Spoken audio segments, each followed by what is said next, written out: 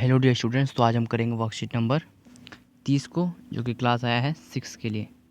Class 6 है और date है ये 1 फरवरी 2021 के लिए वर्कशीट आया है।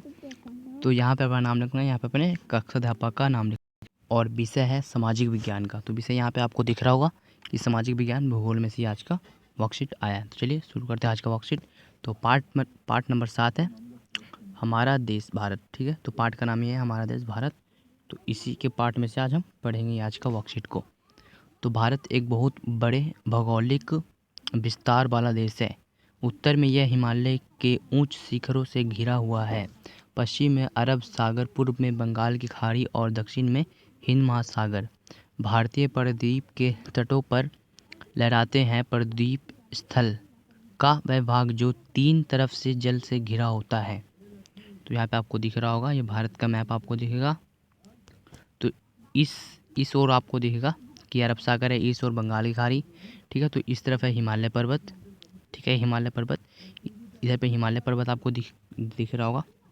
और नीचे में आता है हिंद महासागर, ये हिंद लिखा हुआ है और ये महासागर। ठीक है, हिंद महासागर। तो ये हमारे तीनों तरफ से पानी से घिरा हुआ है ये इंडिया। देखो, इस तरफ अरब सागर से है, इस तरफ हिंद महासागर से घिरा हुआ है और इस तरफ से बंगाल की खाड़ी से पानियों से घिरा हुआ है ना, इधर से। तो यही आपको इसमें बताया गया है इस वाले पैराग्राफ में। ठीक है, तो अब देखते हैं स्थिति। भारत उत्तरी गोलार्ध में स्थित है। भारत उत्तरी गोलार्ध में कर्क रेखा 23 डिग्री 30 उत्तर देश के लगभग मध्य भाग से होकर गुजरती है। तो कर्क रेखा, देखो कर्क रेखा यहाँ पे आपको दिख जाएगा। ठीक है, चलो देखते हैं इस पे कर्क रेखा कहाँ पे है। तो चलिए अब आगे पढ़ते हैं। पॉइंट नंबर 2 देखते हैं यहाँ पे कि दक्षिण में उत्तर की ओर भारत की मुख्य भूमि का विस्तार 8 डिग्री 4 उत्तर और 37 डिग्री 6 उत्तर अंशांशों के बीच है। चलिए इसको भी देखते हैं मैप में, ये कहाँ पे है।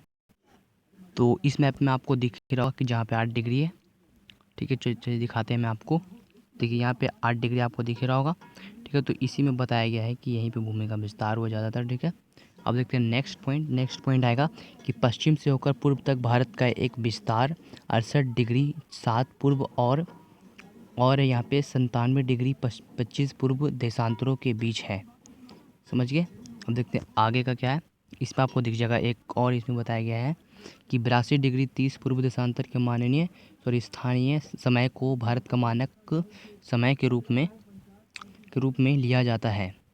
किसे, जहाँ पे दिख रहा होगा ये है मानक समय के रूप में लिया जाता है। किसे, 22 डिग्री 30 को पूर्व को। ठीक है, देखिए ये वाला हमारा है मानक समय, ये हमारा मानक समय है। ठीक है, जो कि पूर्व में पाया जाता है।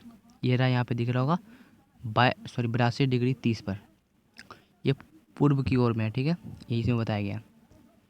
तो मानक समयोत्तर भी इसे कहा जाता है, मतलब कि जो मानक समय के रूप में लिया जाता है, तो इसे मानक समयोत्तर भी कहा जाता है। भारत का क्षेत्रफल 32.8 लाख वर्ग किलोमीटर है।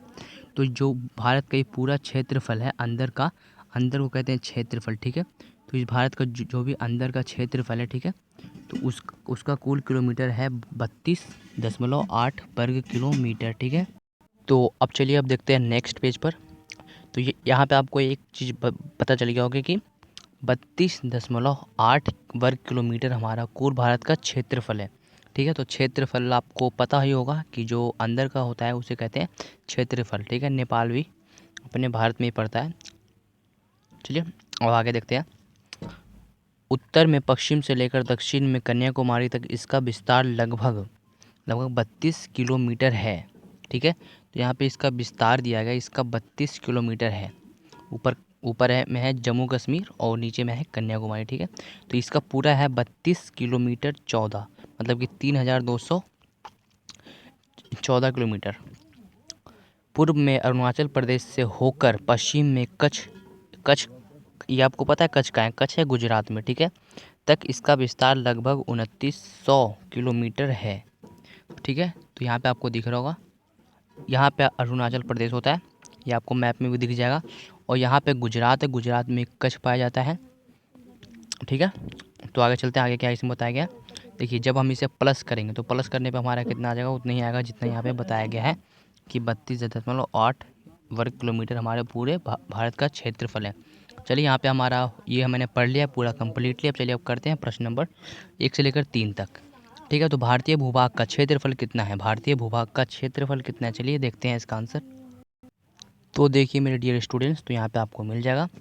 तो यहाँ पे इसका आएगा कि भारत का क्षेत्रफल 32.8 लाख वर्ग किलोमीटर है। तो ये हमारा प्रश्न नंबर 2 लिख रहा हूँ मैं, 1 का, ये प्रश्न नंबर 1 का आंसर है यहाँ से लेकर यहाँ तक। ओके स्टूडेंट्स, अब देखते हैं नंबर 2 पे आपको मिलेगा कि उदाहरण के साथ पारेदीप मतलब कि पानी जहाँ पे होता है, ठीक है, को परिभाषित कीजिए। किसके साथ, उदाहरण के साथ। चलिए हम उदाहरण के साथ यहाँ इसी में से आपको उत्तर बताते हैं। ठीक है, चलिए देखते हैं। देखिए यहाँ से इसको आपको लिखना है इसका आंसर। ठीक है, तो यहाँ से देखते हैं।